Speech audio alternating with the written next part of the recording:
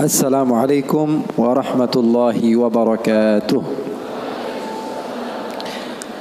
Alhamdulillah wa sallallahu wa sallam wa baraka ala Rasulillah Muhammad ibn Abdullah wa ala alihi wa sahbihi wa man walah. Alhamdulillah, malam hari ini kebahagiaan bagi saya untuk bisa bersanding dengan artis Korea.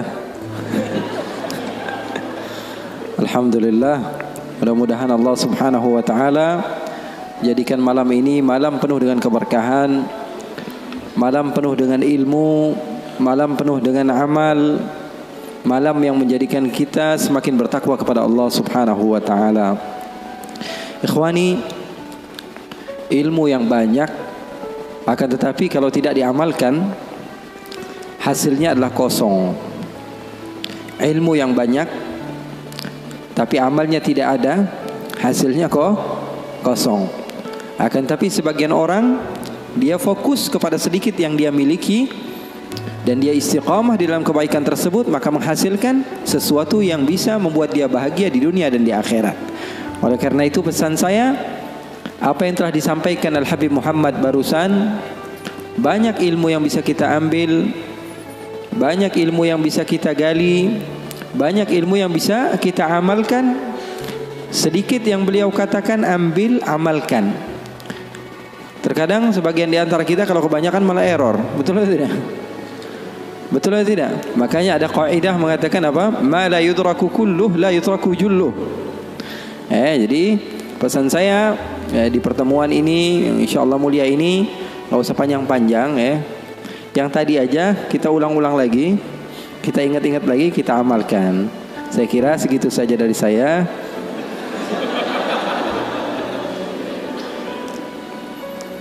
Ikhwani wa akhwati yang dimuliakan oleh Allah subhanahu wa ta'ala, saya untuk ketiga kalinya ke Semarang. Saya bingung kenapa setiap bulan jadi saya ke Semarang ini. Tapi semangat sahabat-sahabat yang ada di Semarang luar biasa, menjadikan saya semakin bersemangat untuk berjumpa dengan kalian. Umumnya saya kalau hadir majelis-majelis lebih khusus, biasanya majelisnya habaib, majelis maulid, majelis zikir, biasanya diundang oleh orang-orang yang usianya di atas 40 tahun. Tapi alhamdulillah 2 tahun atau 3 tahun ke belakang berjumpa dengan habib-habib yang memang luar biasa hebat, seperti Habib Muhammad ini yang fashionnya Hollywood tapi hatinya Hadramaut.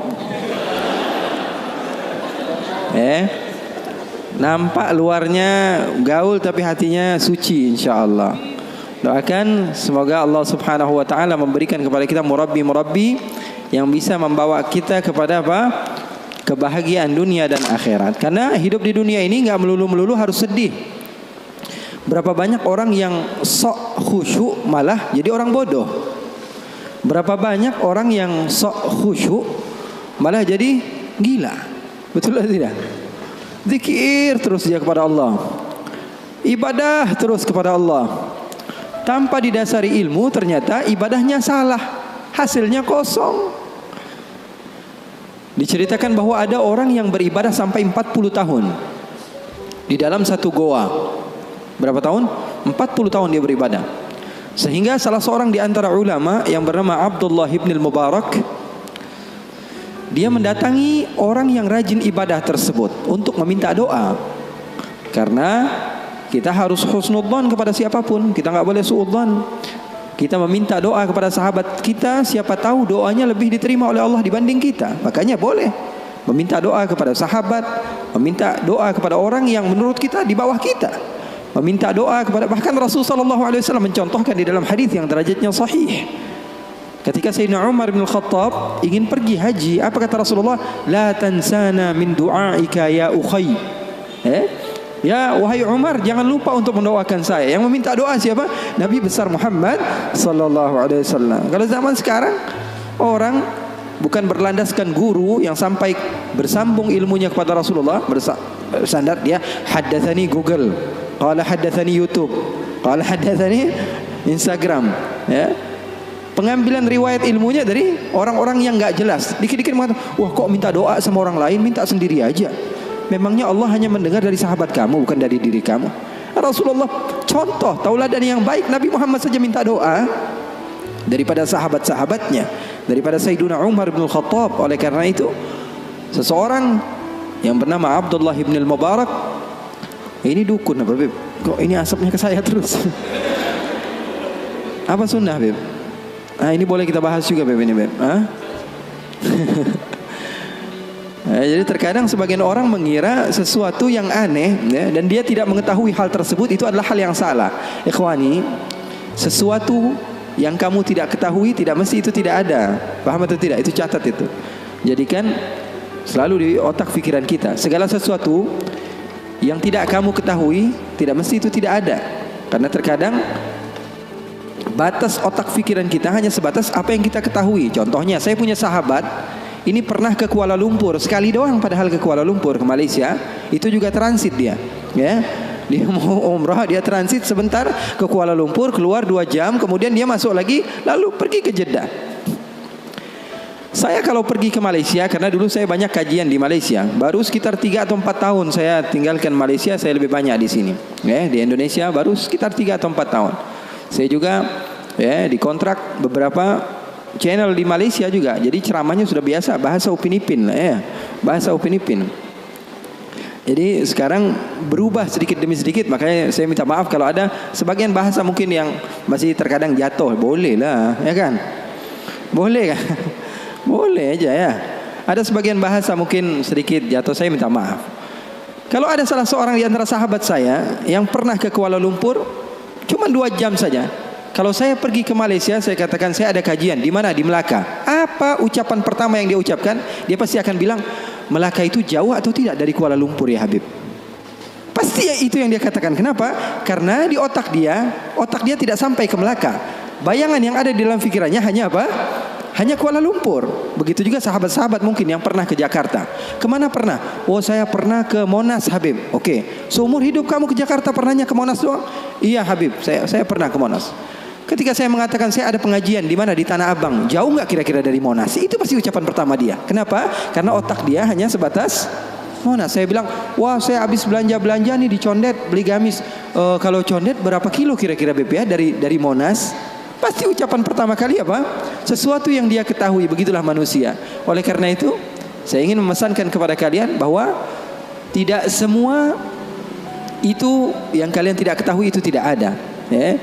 Seperti ini, Rasulullah SAW amatlah menyukai ini. Rasulullah SAW di rumahnya, karena wewangian seperti ini, ya, wewangian seperti ini disukai oleh malaikat. Wewangian seperti ini disukai oleh malaikat. Rasulullah SAW mengajarkan kepada kita untuk apa? Mengurusi ya kehidupan duniawi kita. Bahkan sahabat Rasulullah SAW bertanya ketika Rasulullah mengatakan, la yadkhulul jannata man kana fi qalbihi mithqala dzarratin min kibr. Kata Rasulullah, tidak akan masuk surga orang yang di dalam hatinya ada sebiji zarrah daripada kesombongan. Maka sahabat bingung lalu mengatakan, innar rajula yuhibbu an yakuna na'lahu hasanan wa thawbahu hasanan. Ya Rasulullah, kami ini anak-anak yang ya kekinian lah ya Rasulullah. Pengen kalau pakai baju itu yang bagus, sendal yang bermerek. Sahabat begitu bilang sama Rasulullah. Jujur. Maka Rasulullah SAW mengatakan, al-kibru batrul haq wa ghamtun nas. Kamu pakai baju yang bagus, penampilan yang bagus, itu bukan kesombongan, kata Rasulullah. Sombong itu apa? Sombong menurut definisi Rasulullah SAW adalah batrul haq. Dibilangin mana yang benar, dia nggak mau percaya. Wa ghamtun nas, dan ngomongin orang. Nggak pernah ngomongin diri sendiri. Yang dinilai selalu orang lain. Yang dinilai selalu orang lain. Jadi Rasulullah SAW sangat menganjurkan kepada sahabat-sahabatnya untuk senantiasa memakai wewangian. Bahkan kalau ada orang yang memiliki bau yang tidak bagus masuk ke dalam masjid Rasulullah SAW, Rasulullah katakan, la yadkhulu masjidana hadha. Ada bau-bau bawang, kata Rasulullah SAW, jangan masuk ke masjid kami. Kenapa? Karena malaikat tidak suka kepada bau-bau yang seperti itu. Jadi nanti mungkin bakalan ada muhadarah khusus, nanti kita minta Habib Muhammad menjelaskan tentang bagaimana syama'il Rasul sallallahu alaihi wasallam, fizikal baginda Rasul sallallahu alaihi wasallam, kehidupan Rasul sallallahu alaihi wasallam secara duniawi di rumahnya, bagaimana ketika Rasul sallallahu alaihi wasallam memiliki wewangian. Rasulullah memiliki satu kotak, isinya apa? Macam-macam. Rasulullah bawa, kalau kita sekarang tas, di dalamnya isinya bermacam-macam. Rasulullah memiliki satu kotak, isinya apa? Sisir. Isinya apa? Isinya sisir. Rasulullah SAW menyisir. Isinya siwak. Isinya alat-alat kebersihan. Senantiasa dibawa oleh baginda Nabi Muhammad SAW. Sesuatu yang kita tidak ketahui itu tidak mesti tidak ada. Kitanya aja yang kurang piknik di dalam membaca. Gampang nyalahin orang lain. Rasulullah SAW bahkan di dalam riwayat, kalau Sayyiduna Uthman bin Affan datang mengetuk pintu, Assalamualaikum ya Rasulullah. Siapa di luar? Abu Bakar, masuk. Assalamualaikum ya Rasulullah. Siapa di luar? Umar, masuk. Kalau Sayyidina Uthman bin Affan yang masuk, kata Siti Aisyah, Assalamualaikum ya Rasulullah. Siapa di luar? Uthman. Uthman ya Rasulullah, kata Siti Aisyah. Suruh tunggu dulu di depan. Apa yang dilakukan oleh Rasulullah? Rasulullah masuk kamar, Rasulullah ambil sisir, Rasulullah ambil parfum, Rasulullah SAW pakai jubah yang terbaik yang Rasulullah SAW miliki. Lalu Rasulullah duduk dan mengatakan kepada Sayyidina Uthman, masuk kamu wahai Uthman. Siti Aisyah bingung. Ya Rasulullah, kok begini ya Rasulullah? Ayahku dibiasain aja, Sayyidina Umar dibiasain aja. Kok ketika Sayyidina Uthman masuk, kamu fashionnya berubah? Ada apa ya Rasulullah? Kata Rasulullah, Inna Uthman mustahi. Atau dalam riwayat yang lain, hayy, maluan. Sayyidina Uthman ini orangnya malu. Tastahi minhul malaikah. Bahkan malaikat saja malu sama Sayyidina Uthman bin Affan. Rasulullah SAW memperhatikan hal yang seperti itu. Enggak melulu orang yang soleh itu adalah orang yang berantakan, ya enggak. Karena orang yang berantakan justru dia fokus kepada dirinya sendiri, dia enggak mikirin orang lain. Kasihan kan, yang sholat di sampingnya pegangin hidung akhirnya. Enggak khusyuk gara-gara dia. Orang lain melihat agama Islam, agama yang kotor, menjijikkan, sehingga sebagian orang enggak mau masuk Islam. Kan dicontoh jadinya. Sayyidina Umar, Sayyidina Abu Bakar As-Siddiq didatangi seorang sahabat yang bernama Hanzalah. Kemudian Hanzalah tersebut menangis, datang ke Sayyidina Abu Bakar. Wahai Abu Bakar, wahai Abu Bakar, nafaqa Hanzalah. Hanzalah sudah munafik wahai Abu Bakar. Kenapa wahai Hanzalah? Kata Sayyidina Abu Bakar, aku sudah mendatangi beberapa sahabat, akan tapi aku yakin kau adalah sahabat terdekat Rasulullah. Saya mau curhat sama kamu wahai Abu Bakar. Kenapa kamu katakan kepada saya Hanzalah sudah menjadi orang yang munafik wahai Abu Bakar? Apa ceritanya? Kata Sayyidina Abu Bakar, saya ini, kata Hanzalah, kalau lagi duduk sama Rasulullah, ikut kajian Rasulullah, majlis bersama Rasulullah, hati saya ini tentram, tenang sekali. Rasanya pengen banget jadi hamba yang soleh. Keluar dari majlis pengen menjadi hamba yang dekat dengan Allah.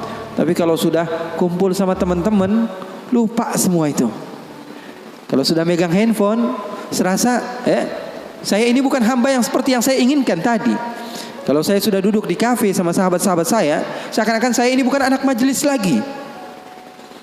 Saya ini munafik. Kata Sayyidina Abu Bakar. Sayyidina Abu Bakar ngejawabnya apa? Dengan tangisan juga. Kalau begitu Abu Bakar juga munafik. Abu Bakar juga sama wahai Hanzalah, kata Sayyidina Abu Bakar. Kalau lagi di dekat Rasulullah rasanya pengen banget jadi hamba yang soleh. Kalau lagi di dekat Rasulullah SAW pengen menjadi hamba yang dekat dengan Allah. Tapi kalau sudah keluar, Abu Bakar juga begitu. Sayyidina Abu Bakar, apalagi kita. Terkadang kita dalam majelis saja otaknya di tempat lain. Maka kedua-duanya enggak berani memutuskan hukum. Datang ke Rasulullah dan Rasulullah memberikan jalan keluar. Kata Rasulullah SAW, sa'ah bisa'ah, kata Rasulullah. Wahai Abu Bakar, bolehlah kamu berikan kepada jiwa kamu, raga kamu, pikiran kamu untuk dunia sebentar, untuk berbahagia. Agama Islam itu tidak mengekang kalian hanya untuk apa? Solat saja. Karena kalau di dalam Islam hanya solat saja, tentu orang yang solatnya lebih banyak, lebih mulia dibanding orang yang solatnya lebih sedikit. Saya akan katakan orang yang solat isya'nya 8 rakaat tentu lebih hebat dari orang yang solat isya'nya 4 rakaat. Betul atau tidak? Tapi agama Islam bukan dilihat daripada banyaknya. Tapi agama Islam dilihat daripada seseorang ikut akan perintah Allah dan menjauhi larangan-larangan Allah Subhanahu wa ta'ala. Agama Islam agama yang mudah. Mungkin saya pernah ceritakan kepada kalian, ada sahabat Nabi namanya Nuaiman. Siapa namanya? Nuaiman. Pernah atau tidak? Ada sebagian sahabat-sahabat mungkin pernah mendengar. Sahabat Nabi Nuaiman ini orangnya lucu. Nabi Muhammad SAW kalau sudah melihat wajahnya Nuaiman pasti tertawa. Didatangi beberapa sahabat, Rasulullah SAW melihat wajah Nuaiman, Rasulullah tersenyum. Jadi sahabat senang. Terkadang sahabat memaksa, Nuaiman datangi majlisnya Rasulullah supaya Rasulullah tersenyum. Hidup Rasulullah SAW nggak melulu khusyuk begitu, enggak. Rasulullah sering tertawa, tersenyum. Bahkan ketika Rasulullah SAW pernah suatu saat Rasulullah sedang menyendiri, keluar dari rumahnya, duduk sendirian. Datang Sayyidina Abu Bakar. Assalamualaikum ya Rasulullah. Di depan ada seseorang hamba sahaya Rasulullah namanya Anjashah Al-Abdul Aswad. Hamba sahaya Rasulullah, orang hitam. Kalau Rasulullah SAW lagi nggak di rumah, biasanya dia yang jagain Rasulullah.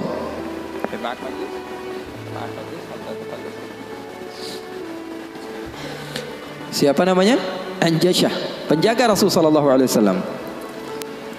Maka Rasulullah SAW duduk ketika itu sendiri. Abu Bakar datang, izin, Anjashah boleh atau tidak saya masuk? Kata Rasulullah, siapapun mau masuk silahkan masuk. Masuk Sayyidina Abu Bakar. Dan Abu Bakar ini nggak kuat. 1 jam saja pisah dari Rasulullah, dia pasti kacau hidupnya. Datang ke Rasulullah SAW duduk. Sayyidina Abu Bakar orangnya begitu, nggak berani. Ini paham bahasa Indonesia nggak nih? Paham ya? Saya kira karena sebagian orang, saya pernah ceramah di satu tempat di Banten, di pedalaman dusun. Saya ngomong bahasa Indonesia, saya kira paham semua orang. Pas selesai kajian sekitar 1,5 jam saya ngomong, tahu-taunya nggak ada yang paham bahasa Indonesia. Rasanya pengen apa itu? Paham bahasa Indonesia, paham ya? Paham. Maka Sayyidina Abu Bakar masuk ke rumah Rasul, ke tempat Rasulullah SAW. Ketika itu sedang duduk, Rasulullah diam. Sayyidina Abu Bakar orangnya ini nggak berani memulai omongan, berbeda dengan sahabat yang lain. Melihat Rasulullah dia diam saja. Beliau ini diantara syimahnya, diantara apa? Syama'ilnya, diantara sifat Sayyidina Abu Bakar yang disebutkan perawi, bahwa Sayyidina Abu Bakar ini kalau Rasulullah tersenyum dia tersenyum, kalau Rasulullah nangis dia nangis, kalau Rasulullah bahagia dia bahagia. Pokoknya yang ada di dalam otaknya Rasulullah saja. Buktinya di dalam hijrah, Nabi Muhammad SAW bertanya kepada Sayyidina Abu Bakar, ada air atau tidak? Rasulullah perjalanan beberapa hari, ada air atau tidak? Sayyidina Abu Bakar bergegas mencari air. Dapat sedikit, diberikan kepada Rasulullah SAW. Rasulullah minum. Lalu beliau mengatakan, fasyariban nabiyyu wartawaitu ana. Katanya Rasulullah yang minum, tapi yang lepas dahaga saya. Sallu ala nabi. Itu yang namanya cinta. Itu yang namanya cinta. Yang minum Rasulullah, tapi yang lepas dahaga siapa? Sayyidina Abu Bakar As-Siddiq. Maka Sayyidina Abu Bakar duduk diam. Rasulullah nggak ngomong, dia nggak ngomong. Al-Abdul Aswad tadi, Al-Anjashah, hamba sahaya Rasulullah SAW, ngeliatin aja. Rasulullahnya diam, Abu Bakarnya diam. Nggak ada suara sama sekali. Sering saya juga begitu kalau sama santri-santri, murid-murid begitu. Sayanya diam, murid saya diam. Saya megang handphone, dia megang handphone.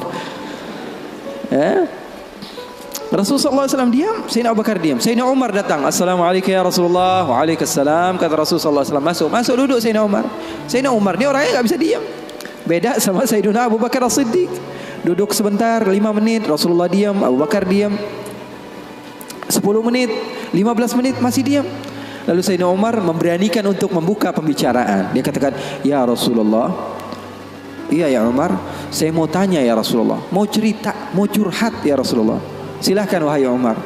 Saya punya istri di rumah ya Rasulullah. Ceritanya istri, udah dikasih uang belanja masih kurang aja. Sudah dicukupi keperluannya masih saja marah-marah. Nah, itu orang yang udah punya istri ya. Nggak punya istri kesian deh lo. Jangan senyum-senyum ya. Semuanya yang ngerasa. Sayyidina Umar bin Khattab, dia mengatakan apa? Ya Rasulullah, saya punya istri di rumah ya Rasulullah. Sudah saya kasih uang masih kekurangan saja ya Rasulullah. Sudah saya cukupi keperluannya masih saja ya Rasulullah. Cerita panjang lebar tentang istrinya kepada Rasulullah SAW. Serius ini Sayyidina Umar. Rasulullah ketika mendengar Sayyidina Umar mengatakan hal yang sedemikian rupa, Rasulullah tertawa. Rasulullah tertawa. Yang tadinya Rasulullah SAW sedang bersedih, sedang sumpah, sedang boring. Rasulullah SAW tertawa. Sayyidina Abu Bakar tertawa juga. Sayyidina Abu Bakar tertawa, Rasulullah tertawa. Sayyidina Umar bingung. Saya lagi cerita sedih kok malah ketawa semua. Ya Abu Bakar, kalau kamu tertawa saya tahu karena Rasulullah tertawa. Rasulullah tidak tertawa kecuali engkau tertawa. Lalu engkau ya Rasulullah kenapa kok tertawa ya Rasul? Kata Rasulullah apa? Saya ini dari tadi menyendiri di sini gara-gara sumpek. Kenapa? Wahai Umar, sama seperti kalian. Sebabnya siapa? 2 anak kalian, kata Rasulullah SAW. Faham atau tidak?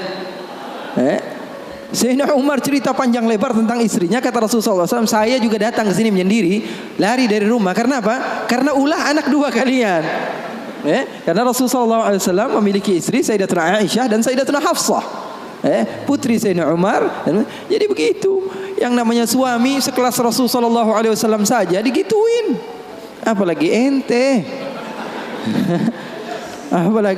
Apalagi kita sekelas Rasulullah SAW saja mendapatkan cobaan dari Allah Subhanahu Wa Taala begitu. Ini sebagian sahabat akhwat bilang sama saya, Habib, saya ini nggak bakalan bisa jadi hamba yang solehah. Kenapa? Saya dulu sering ikut kajian Habib, tapi setelah saya menikah, saya dikekang oleh suami saya Habib. Susah mau ngapa-ngapain. Dia sholatnya malas, ibadahnya malas, zikirnya malas. Kalau saya nggak jadi solehah, yang tanggung jawab kan suami saya Habib ya. Saya katakan kepadanya, itu kejadian benar. Iya betul ya Habib, dia bilang. Suami saya itu tidak mendidik ya Habib. Bagaimana? Saya bilang, ada seseorang yang mulia yang solehah bernama Siti Asia. Tahu Siti Asia? Tahu Siti Asia? Itu mulia dan dimuliakan Al-Quran, dimuliakan Rasulullah. Bahkan beliau termasuk wanita terbaik menurut agama Islam. Kamu tahu siapa suaminya? Fir'aun. Saya bilang, suami kamu nggak Fir'aun amat. Betul atau tidak? Suami kamu nggak Fir'aun amat. Kamu masih bisa untuk menjadi orang seperti Siti Asia. Jadi intinya apa? Intinya di dalam kekeluargaan itu kita saling melengkapi. Pasti bakalan ada musibah, pasti bakalan ada cobaan. Nabi Muhammad SAW saja, dalam riwayat bersama Sayyidatuna Aisyah, Sayyidatuna Aisyah pernah cemburu sama Rasulullah SAW. Waktu itu Sayyidatuna Aisyah sedang belajar masak.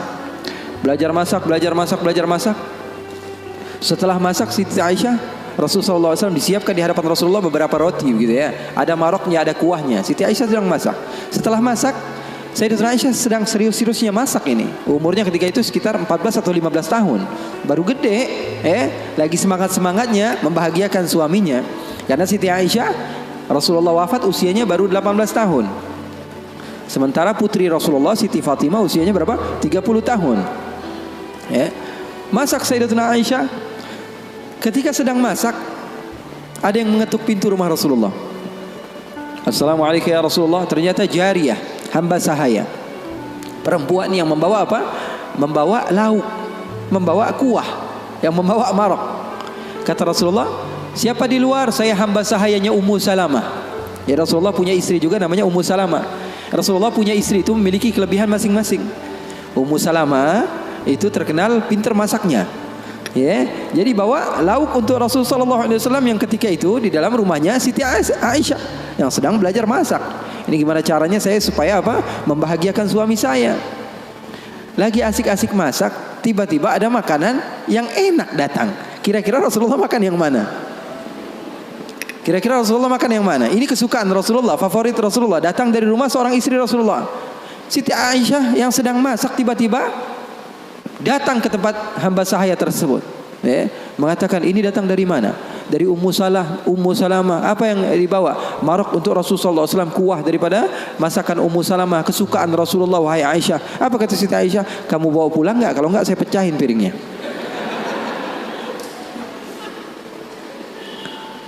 Yang jadi masalah di hadapan beliau Siti Aisyah ketika itu ada Rasulullah. Kalau ngomongnya hanya berdua saja mungkin biasa, tapi cewek tuh, lihat tuh bahayanya cewek. Inna kaidakunna azim, kata Allah. Sesungguhnya tipu daya muslihat perempuan itu azim. Allah yang bilang. Sementara muslihatnya syaitan, kata Allah Subhanahu wa taala, dhaif, lemah. Di dalam Al-Qur'an kalian baca, betul, Beb? Setan Allah Subhanahu wa taala sifatkan tipu muslihatnya itu sangatlah lemah, tipu dayanya. Tapi kalau perempuan, inna kaidakunna azim, kata Allah Subhanahu wa taala.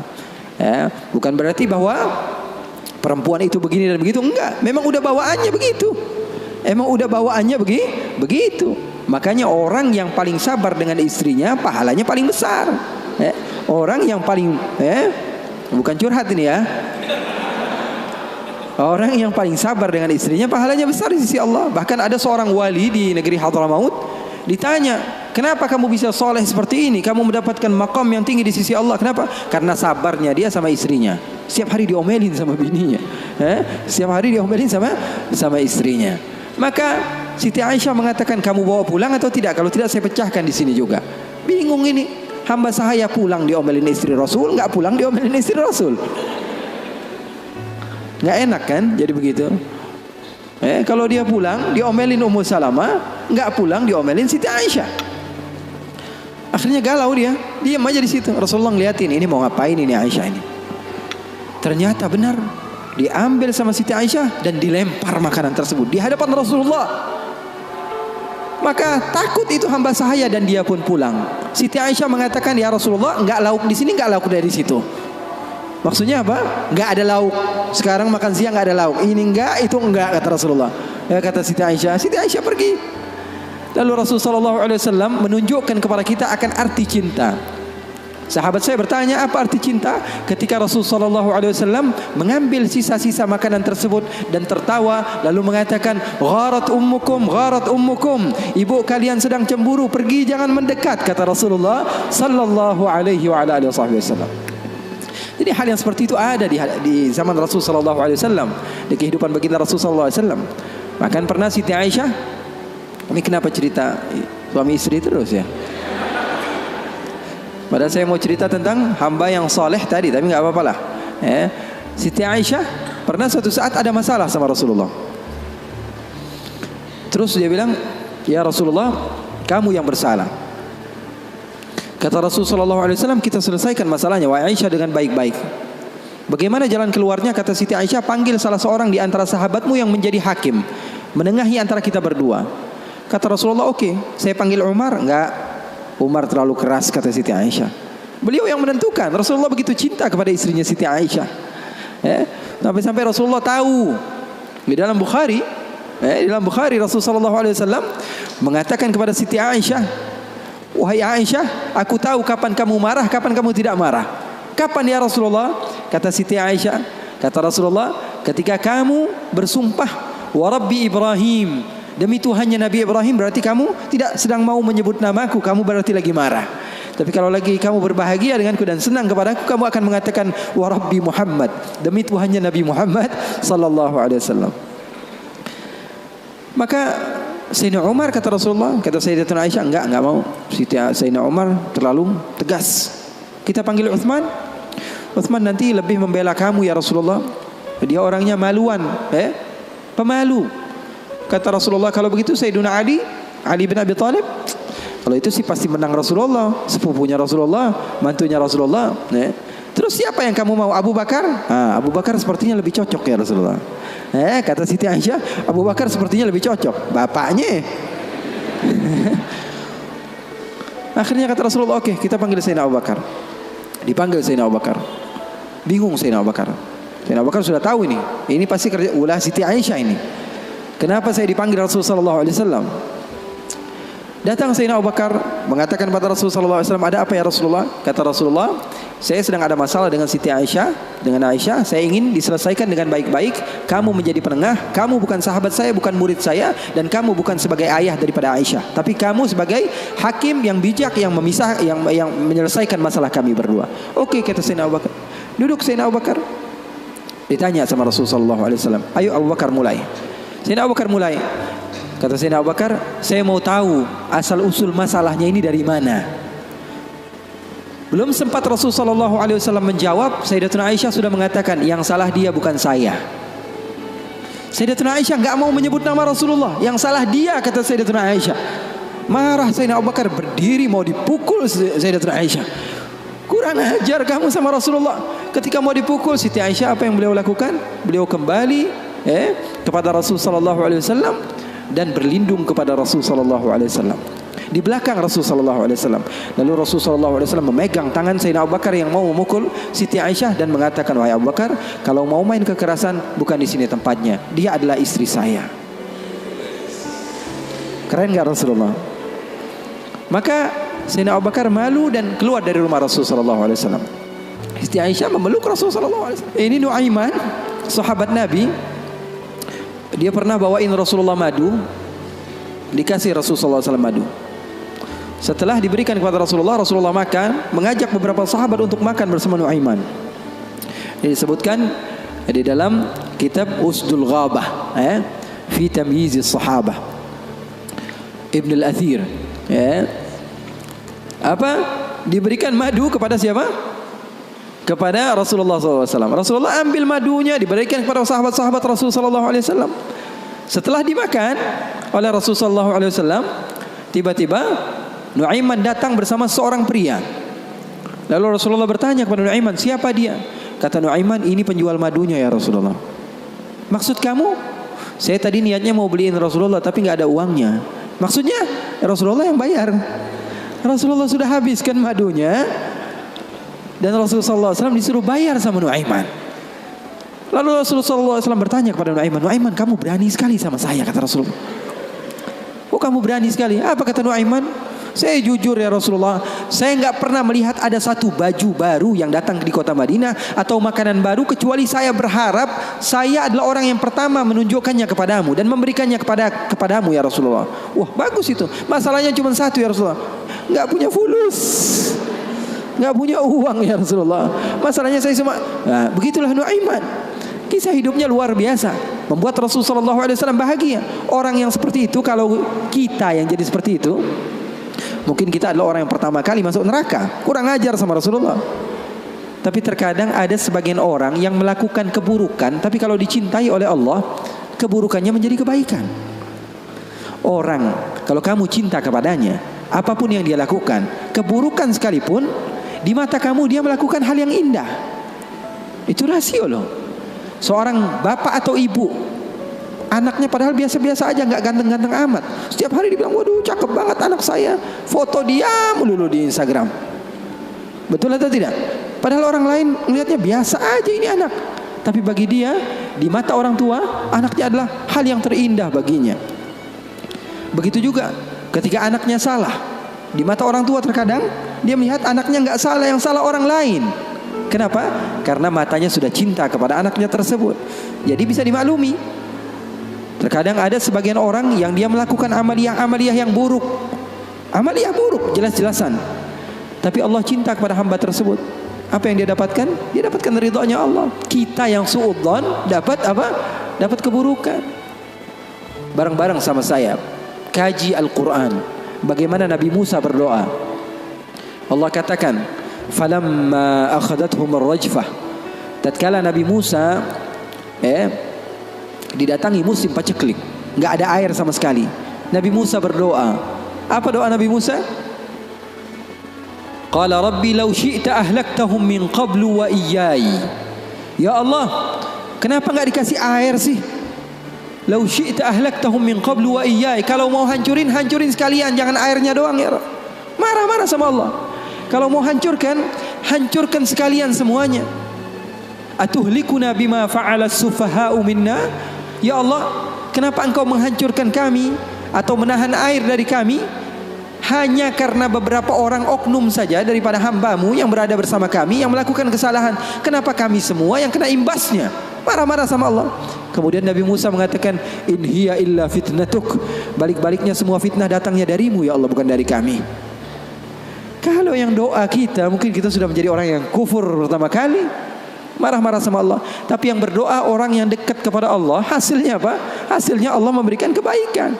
Makanya poin di sini yang saya ingin sampaikan kepada kalian, terkadang orang lain melakukan maksiat, kita jelas-jelasan melihat dia maksiat, kemudian kita menghinakan dia, sementara dia di mata Allah adalah orang yang baik. Kita semakin jauh, dia semakin dekat. Itu hasilnya. Makanya ulama-ulama kalian, para habaib-habaib kalian mengajarkan kepada kalian apa? Untuk menutup mata kalian daripada kesalahan orang lain. Fokus saja sama diri sendiri. Terus saya mendengar, mengikuti kajian-kajian Habib Muhammad, habaib-habaib yang lain, Habib Muhammad bin Anis yang sering ke sini, ustadz-ustadz yang sering bersama Habib Muhammad. Saya tahu mengajarkan kepada kalian untuk persatuan, untuk bareng-bareng. Kenapa? Karena orang kalau dia menganggap orang lain buruk, sementara orang yang dianggap buruk tersebut di sisi Allah adalah hamba yang dekat dengan Allah, maka kita kena imbasnya. Kita dapat dosanya. Di akhir mungkin waktunya sudah malam. Habib Muhammad juga, kita ada janjian sama Habib Muhammad ini sebenarnya sampai subuh.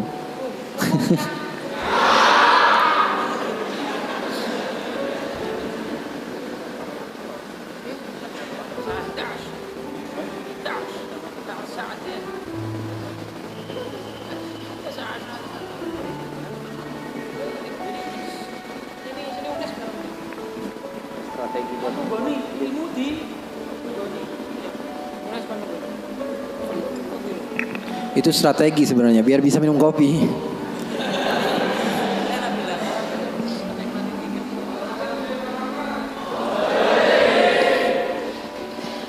Jadi sahabat Nabi tadi Nuaiman pernah suatu waktu dia di zaman Rasulullah SAW sudah meninggal. Rasulullah SAW sudah intaqala ila rafiqil a'la. Bahasa meninggal sepertinya kurang pas buat Rasulullah SAW. Rasulullah SAW berpindah kepada alam yang lain. Datang Rasulullah SAW di zaman Sayyidina Uthman bin Affan. Nuaiman duduk di depan masjid Rasulullah SAW. Rasulullah sudah nggak ada. Nuaiman sumpek. Biasanya Rasulullah SAW dimainin sama dia. Ini duduk di masjidnya Rasulullah SAW. Nggak ada kerjaan dia. Dia ambil batu, dia lempar, ngeliatin orang yang bolak balik sana. Kalau kata orang Malaysia, pusing sana, pusing sini, balik sana, balik sini. Nuaiman melihat ada orang yang buta, orang yang nggak bisa melihat, megang tongkat. Jalan, dia pusing sana, pusing sini, balik sana, balik sini. Nuaiman, saya lagi sumpek, ini orang bikin tambah sumpek. Dipanggil sama Nuaiman, hei buta, kemari kamu. Ini Nuaiman nggak bisa ngelihat orang kecuali dikerjain. Itu Nuaiman, nggak bisa ngelihat orang kecuali kerjain. Tapi dia dicintai oleh Allah. Susah kan? Kalau Allah udah cinta. Makanya cari cinta Allah, bukan cari surganya Allah. Cari ridha Allah, jangan cari surganya Allah. Surga itu makhluk, tapi ridhanya Allah, cintanya Allah itu yang paling mahal. Nuaiman akhirnya dipanggil buta, buta kamu kemari. Kenapa kata si buta? Saya ini pusing, saya lagi sumpek, ngelihat kamu tambah sumpek, kata Nuaiman. Saya ini bukan mau bikin sumpek orang, kata si buta. Lalu apa yang kamu ingin lakukan? Saya ini dari tadi cari toilet. Saya kebelet, kata si buta. Saya bersama anak saya yang biasa membawa saya, tapi anak saya sekarang sedang pergi ke pasar. Saya tidak tahu di mana dia. Saya sudah nggak kuat, kata Nuaiman. Oh, kamu cari toilet. Bilang dari tadi, nanti saya bantu, kata Nuaiman. Dipegang tangannya sama Nuaiman. Ini mau balas dendam ini Nuaiman. Ini dipegang tangannya, dibawa kemana? Ke masjidnya Rasulullah Sallallahu Alaihi Wasallam. Dulu masjid nggak ada toiletnya, beda sama sekarang. Sekarang orang ke rest area yang lihat ada masjidnya nggak? Ada. Mau ngapain? Mau sholat duha? Bukan, cari toiletnya. Nah, orang zaman sekarang kan begitu. Maka Nuaiman memegang tangan si buta, dibawa ke masjidnya Rasulullah. Kira-kira sudah dekat mihrab, di samping, di depan, katanya, oh ini toiletnya. Kamu mau ngapain? Terserah kamu di sini. Apakah sudah tidak ada orang di belakang saya? Tidak ada, sudah aman tempatnya. Nuaiman kabur udah nggak ngurusin lagi udah. Orang lagi sholat banyak, sahabat-sahabat tabi'in lagi pada sholat. Ini tiba-tiba di depan, bayangin di depan situ ada yang buka celana. Yang lagi sholat, mereka mempercepat sholatnya lalu maju ke depan, ingin dipukul ini orang. Ternyata ketika dilihat, wah buta ternyata. Kenapa kamu berani buang air kecil di masjidnya Rasulullah? Awa masjidi Rasulullah. Apakah ini masjidnya Rasulullah? Iya, ini masjidnya Rasulullah. Inna lillahi wa inna ilaihi raji'un. Kata siapa? Si buta ini. Tadi saya cari-cari toilet, tiba-tiba saya berjumpa dengan orang yang sepertinya orang baik. Dari tutur bicaranya adalah orang baik. Dia katakan ini adalah toilet, tempat buang air kecil. Kata sahabat-sahabat, pasti ulahnya Nuaiman. Karena semua sudah tahu, sudah ini kerjaan Nuaiman, gak ada selain dia.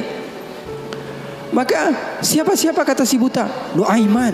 Oh, kurang ajar Nuaiman. Saya nadar, saya tidak keluar dari kota Madinah, pulang ke kampung saya sebelum saya pukul Nuaiman dengan tongkat saya.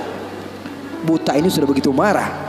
Akhirnya dia keluar dari masjid, dia cari-cari. Dia pusing sana, pusing sini, lari sana, lari sini.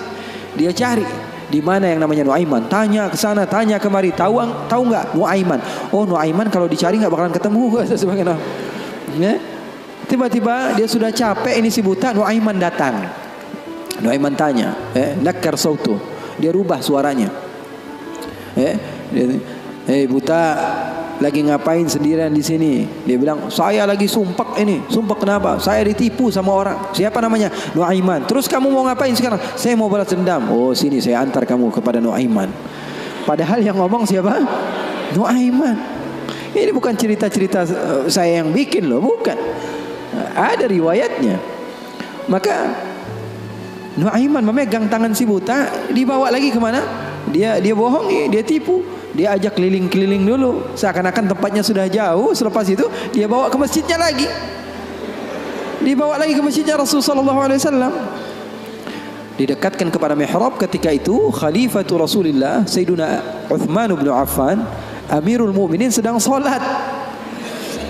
Sayyidina Uthman, jangan kalian tanya khusyuknya di dalam salat. Bahkan beliau terbunuh ketika sedang membaca Al-Quran, zikir kepada Allah Subhanahu Wa Taala. Dibawa oleh Nuaiman si buta dengan tongkatnya, disuruh pegang-pegang di mihrab. Ada orang nggak? Ada. Itu tuh Nuaiman itu, dia pura-pura soleh, itu dia habis nipu kamu, dia pura-pura sholat katanya. Oh, ini Nuaiman. Iya. Akhirnya Nuaiman pergi. Nuaimannya pergi. Buta ambil apa? Tongkatnya, dia pukul Sayyidina Uthman bin Affan.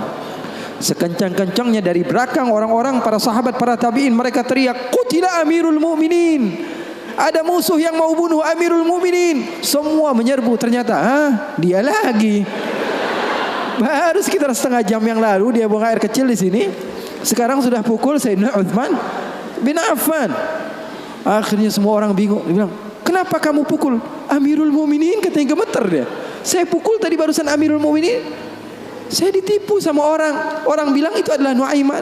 Kata si buta, demi Allah, semenjak sekarang saya tidak akan pernah percaya lagi sama manusia. Jadi hal-hal yang seperti itu ada. Bahkan di zaman Rasulullah sallallahu alaihi wasallam diriwayatkan beberapa ashabus sunan, mereka meriwayatkan Nuaiman ini pernah di zaman Rasul loh, di zaman Rasul. Terusin ya. Penyemangat Habib Muhammad. Tapi dia curang. Di tempat saya cuma berbicara 10 menit aja. Kalau ceramah di tempat saya hanya 10 menit. Saya sudah setengah jam lebih nih. Hampir sejam. Double ini, Beb.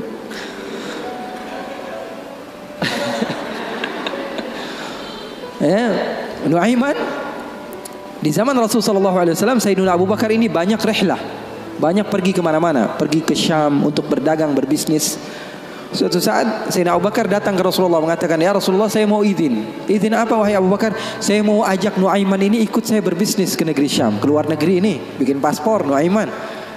Keren, ke daerah lain, ke Syam. Kata Rasulullah, ya sudah, bawa saja Nuaiman, gak apa-apa. Sahabat Nabi izin dulu sama Rasulullah. Dibawa Nuaiman. Dibawa Nuaiman bersama beberapa orang yang ikut. Biasa Sayyidina Abu Bakar kalau berbisnis, berdagang ke negeri Syam, dia bawa rombongan yang banyak. Di antaranya tadi Nuaiman. Nuaiman dibawa. Sesampainya di negeri Syam, semua dibagi tugasnya oleh Sayyidina Abu Bakar. Kamu berdagang, kamu membeli, fulan bin fulan, semuanya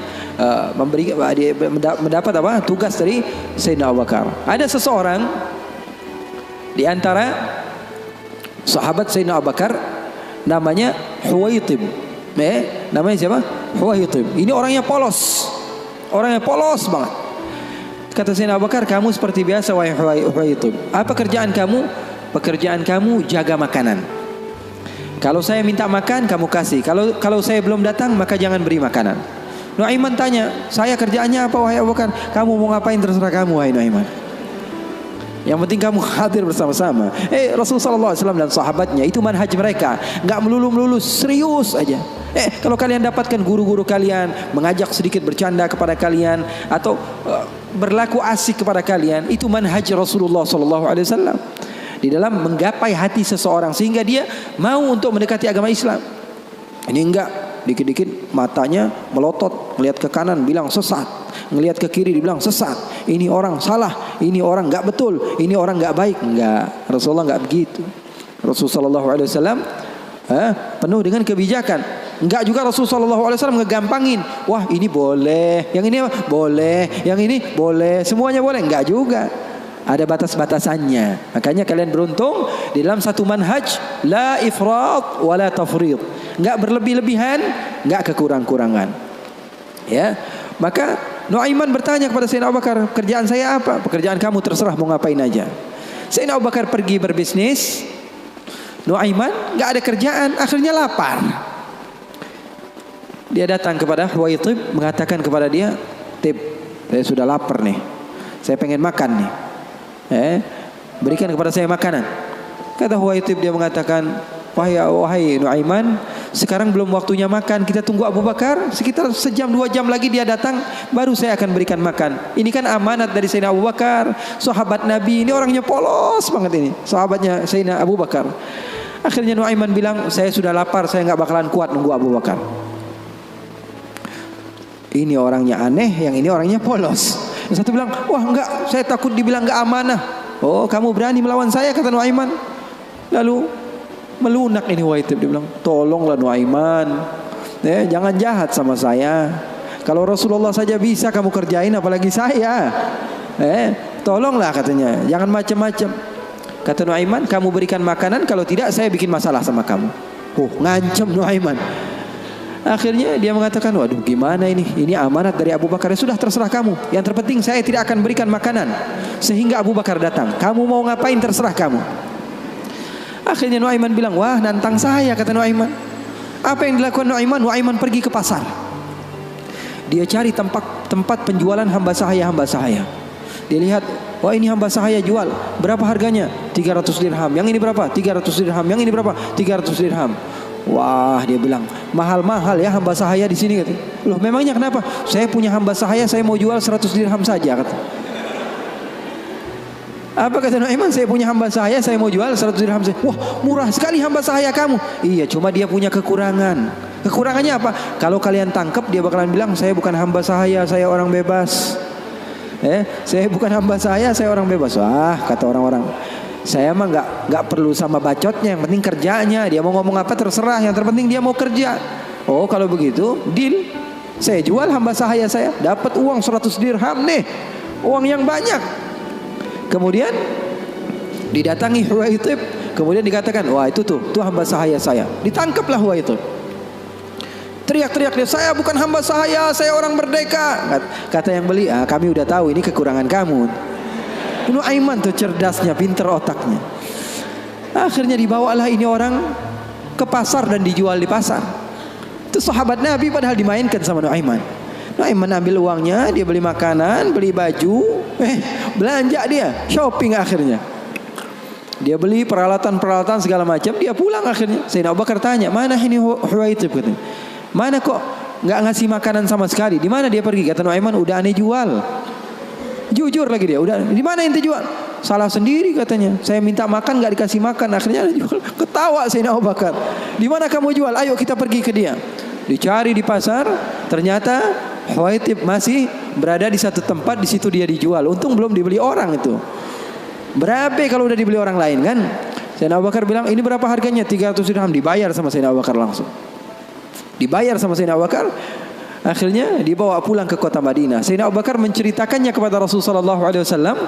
Rasulullah tertawa sejadi-jadinya, katanya, hatta badat nawajidhuhu, sampai katanya gigi geraham Rasulullah kelihatan, katanya. Saking Rasulullah tertawa sejadi-jadinya ketika mendengar kisah antara Nuaiman tersebut. Katanya halal haul, kata perawinya, sampai 1 tahun berlalu kisah Rasulullah pasti tetap tentang Nuaiman ngejual sahabatnya yang lain. Rasulullah SAW hidupnya asik. Rasulullah SAW hidupnya seru. Oleh karena itu, yang terpenting apa? Ilmu walaupun sedikit tapi amal. Ilmu walaupun sedikit tapi amal. Oke, nggak apa-apa, asik-asikan di dalam kehidupan dunia kita, nggak apa-apa. Yang terpenting apa? Berlandaskan ilmu. Amal itu berlandaskan ilmu. Abdullah bin Mubarak tadi, dia datang ke goa, berjumpa dengan seseorang yang sudah beribadah selama 40 tahun. Abdullah bin Mubarak bilang, wahai Syekh, doakan saya, kamu adalah orang yang soleh, orang yang dekat dengan Allah, doakan supaya saya dekat kepada Allah Subhanahu wa taala. Katanya, iya, baiklah, saya akan doakan kamu. Ini kata orang yang rajin ibadah tadi, 40 tahun dia beribadah. Didoakan oleh dia. Kemudian Abdullah bin Mubarak, ringkas cerita, izin pulang. Ketika pulang, Abdullah bin Mubarak melihat keanehan. Ini kok hamba Allah dia pakai gelang. Bukan pakai gelang, pakai kalung.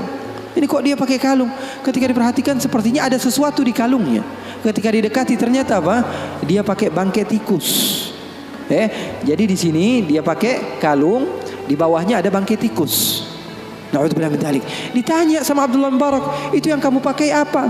Oh, ini ceritanya sudah lama katanya. Bagaimana ceritanya? 40 tahun yang lalu, ketika saya pertama kali datang ke tempat ini untuk beribadah hijrah kepada Allah, saya mau hijrah nih. Saya tinggalkan kehidupan saya yang lalu. Saya duduk di tempat ini, saya beribadah. Saya rapikan tempat ini karena saya tahu tempat ini tempat makan saya, tempat tidur saya, tempat sholat saya. Ketika saya sedang merapikan, ternyata ada tikus. Akhirnya saya bunuh. Takut saya diganggu oleh tikus tersebut. Setelah saya bunuh, saya berpikir, saya beristikharah. Dia bilang istikharah lagi. Dia bilang, saya pikir saya datang ke tempat ini untuk beribadah kepada Allah, tapi kenapa saya mengganggu hambanya Allah? Maka setelah itu saya bernadar, saya tidak akan sholat kecuali membawa dia. Dia bilang, saya tidak akan sholat kecuali membawa dia. Bingung Abdullah bin Mubarak, kamu tidak tahu bahwa bangkai ini adalah sesuatu yang najis, sholat kamu bisa menjadi tidak sah. Jangankan ibadah sunnah kamu, ibadah wajib kamu saja perlu diqadha. Ibadah wajib kamu saja tidak sah. Bukan menjadi hamba Allah yang banyak ibadahnya, malah dia banyak dosanya dan memiliki tanggung jawab di sisi Allah. Kenapa? Alasannya karena nggak punya ilmu. Mau banyak-banyak hasil tapi ilmu nggak ada. Itu namanya PA. Tahu nggak? Mau banyak hasil tapi ilmunya nggak ada. Banyak kerjanya tapi bukan berlandaskan ilmu, maka hasilnya juga kosong. Oleh karena itu pesan saya, kalau kumpul-kumpul sama habaib, sama ustadz-ustadz, sama siapapun orang-orang yang memiliki ilmu, ambil walaupun sedikit daripada ilmunya, amalkan itu saja dulu. Nanti jangan terlalu banyak pengennya begini, pengennya begitu, pengennya langsung jadi wali, jangan.